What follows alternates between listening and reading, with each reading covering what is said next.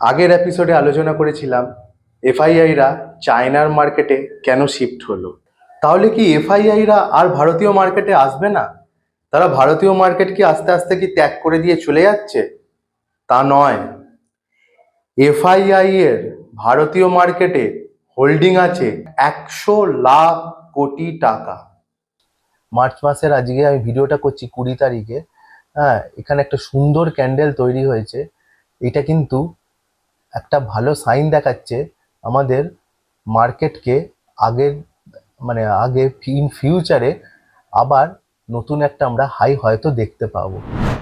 Hello বন্ধুরা, আমি রাজর্ষি আর আপনারা দেখছেন আমার ব্র্যান্ড নিউ চ্যানেল ইনভেস্ট ইশারা। আগের এপিসোডে আলোচনা করেছিলাম এফআইআইরা চায়নার মার্কেটে কেন শিফট হলো, আর আজকে আলোচনা করব তারা চায়নার মার্কেটকে তো বেছে নিল, কিন্তু ভারতীয় মার্কেট থেকে তারা কেন বেরিয়ে গেল, কি কারণ আছে এই ভারতীয় মার্কেট থেকে তাদের এতটা পরিমাণ সেলিং করার। তো দেখতে থাকুন বন্ধুরা।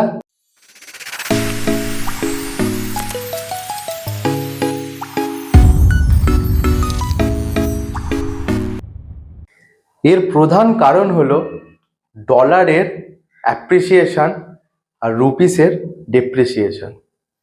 কারণ ফরেন ইনভেস্টাররা তারা যে ফান্ডটা এনেছিল সেটা ডলারে এনেছিল। যখন ধরুন 1 বছর আগেই তারা ফান্ড এনেছিল ডলারে, তখন আমাদের $1 সমান 82 টাকা ইন্ডিয়ান রুপিস ছিল। আজকের দিনে দাঁড়িয়ে ডলার $1 সমান 87 টাকা হয়ে গেছে। তাহলে 7% ডলার অ্যাপ্রিসিয়েট হয়েছে, সেখানে 7% রুপি ডেপ্রিসিয়েট হয়েছে।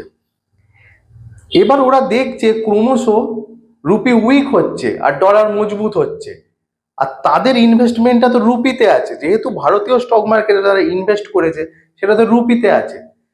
তাই জন্য তারা তৎপর হলো তাদের ফান্ডটা আস্তে আস্তে তুলতে, কারণ সেখানেই যদি তাদের 7% যদি বেরিয়ে যায় তাহলে প্রফিটের কইটুকুনি ভাগ থাকবে তাদের। এরপর ভারতীয় গভর্নমেন্টকে ট্যাক্স দিতে হবে।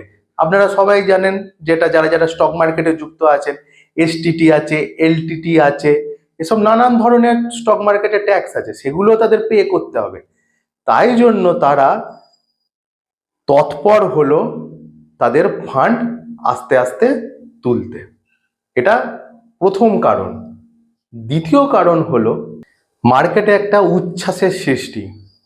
নিফটির সূচক প্রত্যেক দিন তাদের হাইকে বিট করছে, আর নিফটির সূচকের যে স্টকগুলো আছে তাদের যা রেজাল্ট, সেই রেজাল্টের তুলনায় রিটার্ন তারা বেশি দিচ্ছে। ফলে কি হলো, ফলে যখন তাদের Q2 আর Q3 রেজাল্টটা এলো, রেজাল্টটা খারাপ হলো, তখন সেই সব স্টকগুলো তাদের হাই থেকে 10 থেকে 15% পড়ে গেল। এই ইঙ্গিত তারা বুঝে গেছিল, তাই জন্য তারা আস্তে আস্তে অক্টোবর মাস থেকেই সেলিং করতে আরম্ভ করে দিয়েছিল। এছাড়াও অনেক কারণ আছে, যেমন আমেরিকার ইলেকশন, সেখানে ট্রাম্প নতুন প্রেসিডেন্ট হলো। তারপর আমেরিকার যেসব বন্ডগুলো সেগুলো অনেক সস্তায় পাওয়া যাচ্ছিল। এবার তারা দেখলো বন্ডে, তাদের ফরেন ইনভেস্টাররা দেখলো বন্ডে ইনভেস্ট করলে তাদের রিস্কটাও অনেক কমে যাবে, আর যেহেতু সস্তায় পাওয়া যাচ্ছে তার রিটার্নটাও ভালো হবে। তারপরে ট্রাম্পের ট্যারিফ লাগানো, সমস্ত দেশের ওপর তারা আস্তে আস্তে ট্যারিফ লাগাচ্ছে, ইন্ডিয়ার ওপরও ট্যারিফ লাগালো। এই হিসাবে যারা ইনভেস্টমেন্ট করছিল ফরেন ইনভেস্টমেন্টরা, তারা ঠিক কমফোর্ট মনে করলো না ভারতীয় বাজারকে। তাই তারা আস্তে আস্তে তাদের সেলিংটা বাড়াতে আরম্ভ করলো। তাহলে কি এফআইআইরা আর ভারতীয় মার্কেটে আসবে না? তারা ভারতীয় মার্কেট কি আস্তে আস্তে কি ত্যাগ করে দিয়ে চলে যাচ্ছে? তা নয়। এফআইআই এর ভারতীয় মার্কেটে হোল্ডিং আছে 100 লাখ কোটি টাকা। ফিগারটা ভাবুন, 100 লাখ কোটি টাকা।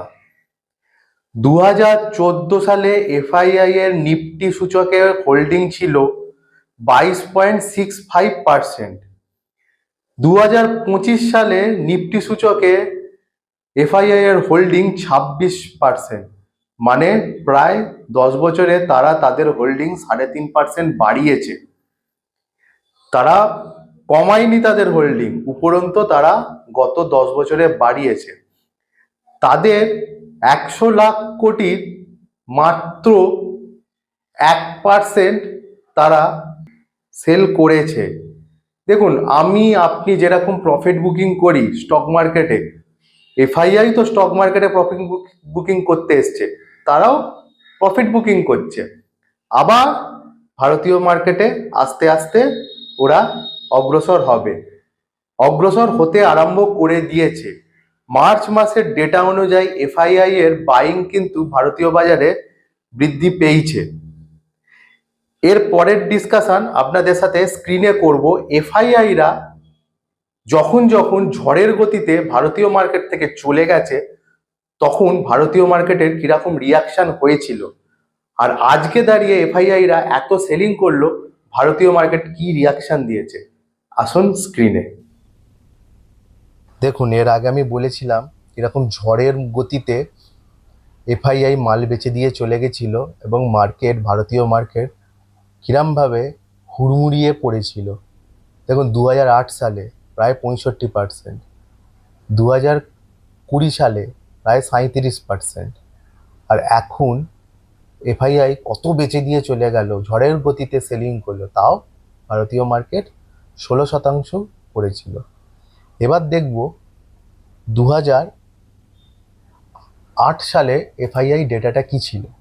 দেখুন, 2008 সালে, এখানে 2008 সালে এফআইআই ডাটাটা আগে থেকেই করে রেখেছি। দেখুন, এফআইআই জানুয়ারি মাসে প্রায় 30,000 কোটি টাকার বেচেছিল। সেদিকে ডিআইআই মানে আমাদের ডোমেস্টিক মার্কেট, ডোমেস্টিক ইনভেস্টার যারা, প্রায় 16,000 কিনেছিল, মানে প্রায় হাফ।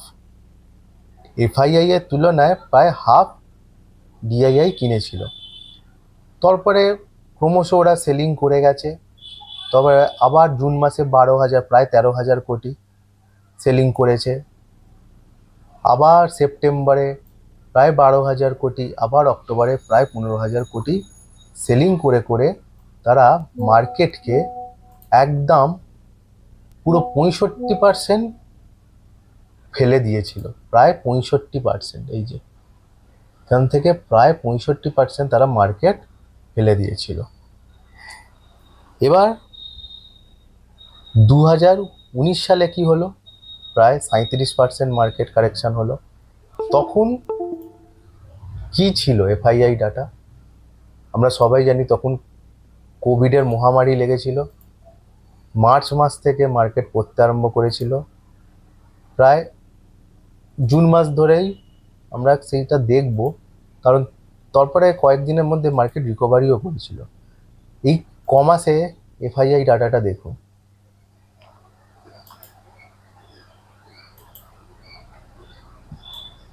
দেখুন, মার্চ মাসে 65,000, প্রায় 66,000 কোটি টাকা তারা বেচে দিয়ে চলে গেছিল। সেই তুলনায় ডিআইআই প্রায় 55,000 কোটি টাকা কিনেছিল। এপ্রিলে 5,200 কোটি টাকা তারা সেল করেছিল এবং তার এগেনস্টে ডিআইআই 117 কিনেছিল, 117 কোটি।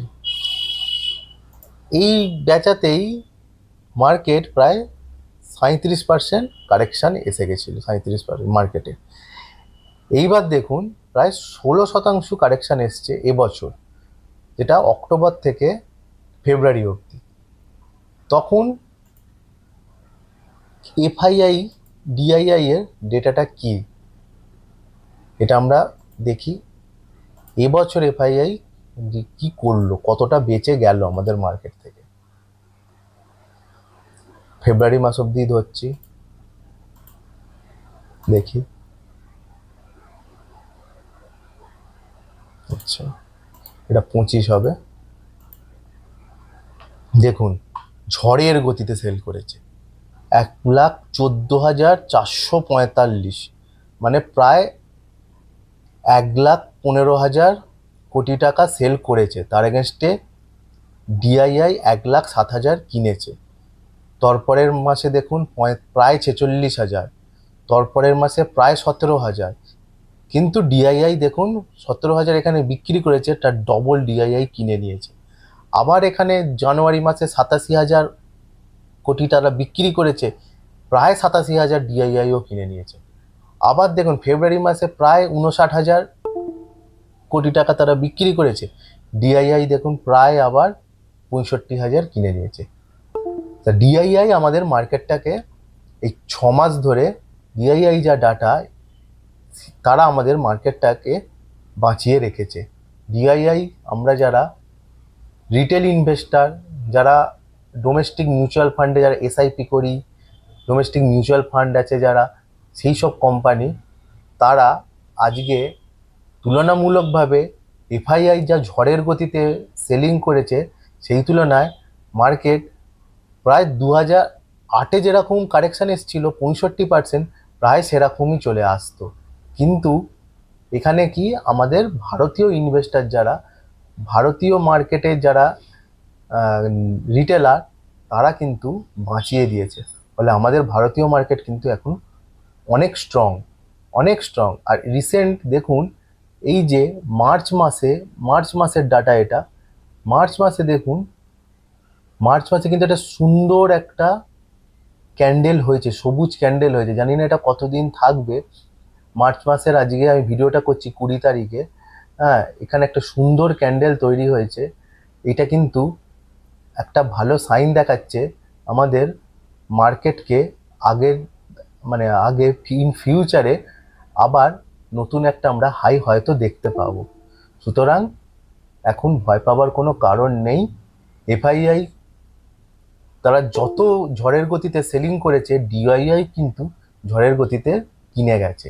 আর যতবার এফআইআই সেলিং করে বেরিয়েছে, পরে আবার তারা এসে আবার তারা মার্কেটকে রিকভারি করেছে। দেখুন না, কোভিডের পর কীরকম তারা ঢুকে আবার মার্কেট রিকভারি করে কতটা বেড়ে গেছিল।